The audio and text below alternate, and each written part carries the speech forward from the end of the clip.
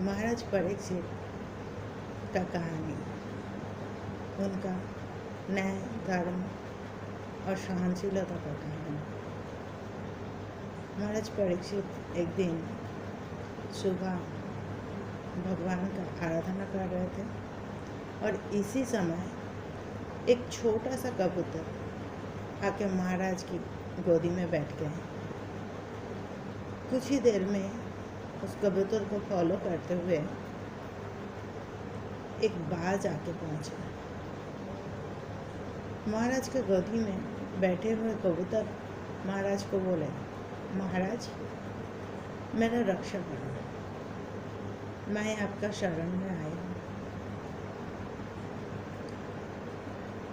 इस दूर से आता हुआ वो बाज मुझे खा लेगा और मैं अपना जान बचा के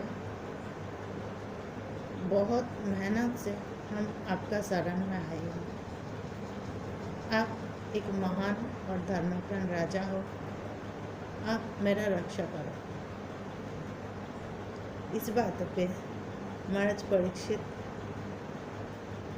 उस कबूतर को बोले, तुमको डरने की कोई ज़रूरत नहीं है, मैं तुम्हारा रक्षा करूँगी। ज़रूरत पड़े मैं अपना जान का बाजी लगा देंगे। बहुत युद्ध में हम जीते हैं, किस दुश्मन को इतना हिम्मत नहीं हुआ मुझे परास्त करे। ये बाज की बात का यही बात सुन के वो कबूतर थोड़ा आश्वस्त हो गया और महाराज के गोदी में शांत होकर बैठ गया। महाराज अपना मन से पूजा करने व्यस्त हो गए।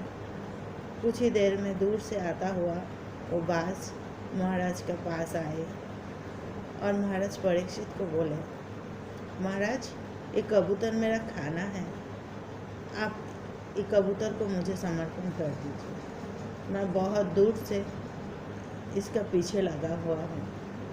महाराज परीक्षित बोले, बाज तुम कुछ और भी तो खा सकते हो न, मैं 3 दिन से भूखा हूँ और इसीलिए आज मुझे ये खाना चाहिए। महाराज का इस कातर विनती बाज नहीं सुना।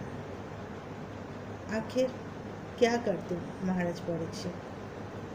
उस समय महाराज बोले, तुमको तो खाना ही चाहिए, तुम कुछ भी खाना खा सकते हो, तुम अपना मन पसंद कुछ भी खाना मांग लो, हम तुमको वो खाना देने के लिए तैयार हैं।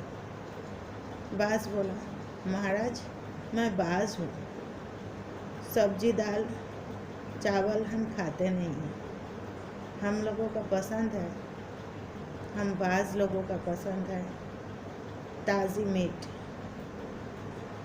और मुझे वो कबूतर ही चाहिए।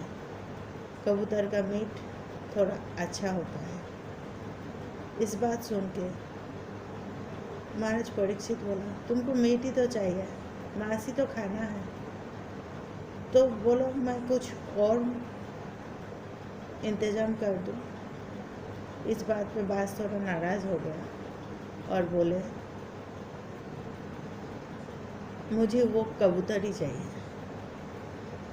आखिर में जब कोई उपाय नहीं देखा, शरणागतों को रक्षा करना अपना धर्म है।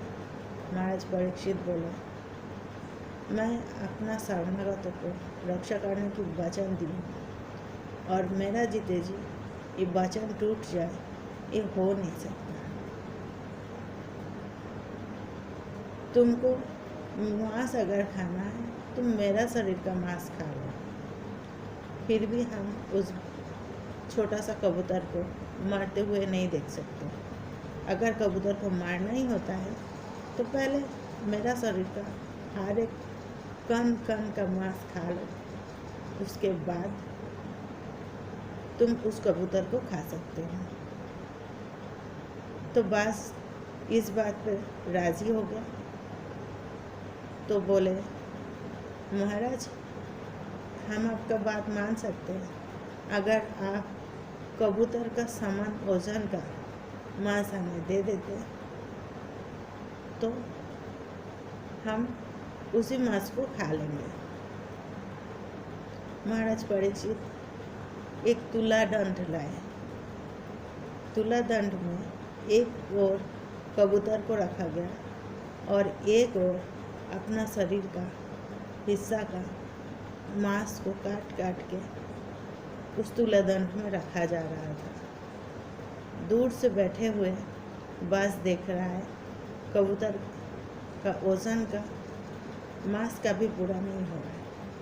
कभी एक हाथ काट के रख रहा है तो कभी एक पैर, कभी शरीर का आधा हिस्सा, फिर भी कबूतर का वेट हर पल में बढ़ते जा रहा है।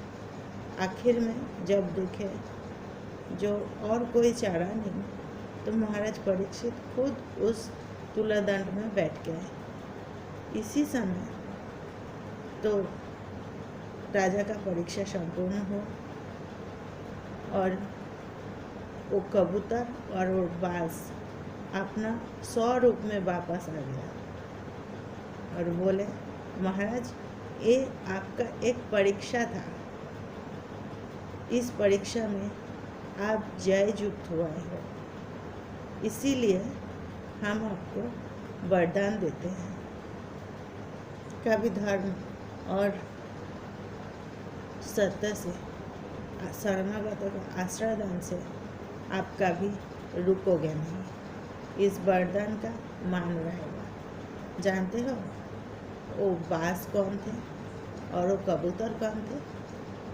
वो कबूतर थे स्वयं धर्मराज और बाज थे देव सभा का राजा इंद्र।